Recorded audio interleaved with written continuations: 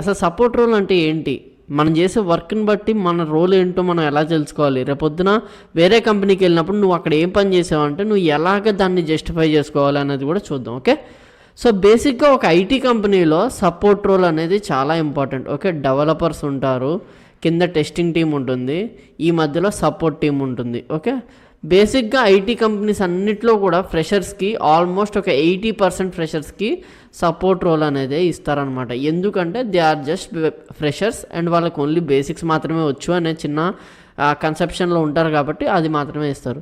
So అసలు ఈ support రోల్లో ఏమేమి ఉంటాయి అంటే ఎప్పుడు కూడా సపోర్ట్ రోల్ అనేది ఐటీ ఇండస్ట్రీలో 3 లెవెల్స్ కింద ఉంటుంది. అంటే L1, L2, L3. అంటే L1 లెవెల్ 1, లెవెల్ 2, లెవెల్ 3 అనమాట. సో మరి భయ్యా నాకు ఇందులో ఏ రోల్ వచ్చింది అంటే అసలు ఈ రోల్స్ ఏంటి అనేది చూద్దాం. సో L1 అంటే ఏంటి అంటే ప్యూర్ బేసిక్ అనమాట. సో ఐటీ ఇండస్ట్రీలో this is not a BPO కాబట్టి, అంటే వాయిస్ ప్రాసెస్ వర్క్ ఉండదు కాబట్టి you will be working on basic skills. అంటే మీకు ఆల్రెడీ ఒక యూజర్ మాన్యువల్ అనేది ఇచ్చేస్తారు. అంటే ఏదన్నా కోడ్ డెవలప్ చేశారనుకోండి, క్లయింట్కి ఇలాంటి ఇబ్బందులు రావచ్చు అని మీకు ఒక మాన్యువల్ ఇచ్చేస్తారు.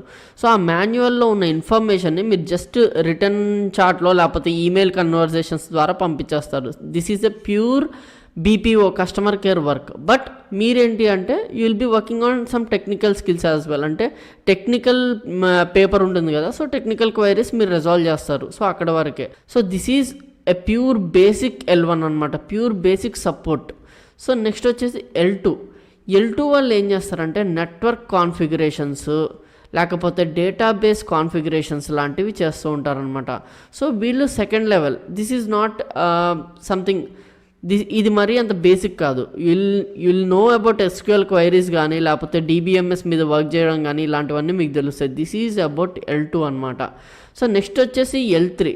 వీళ్ళు డెవలపర్స్ కింద వర్క్ చేస్తూ ఉంటారు. వీళ్ళు కోడ్ని టెస్టింగ్, డీబగ్గింగ్ లేకపోతే కోడ్లో ఇష్యూస్ సాల్వ్ చేయడం ఇలాంటివి చేస్తూ ఉంటారు కూడా.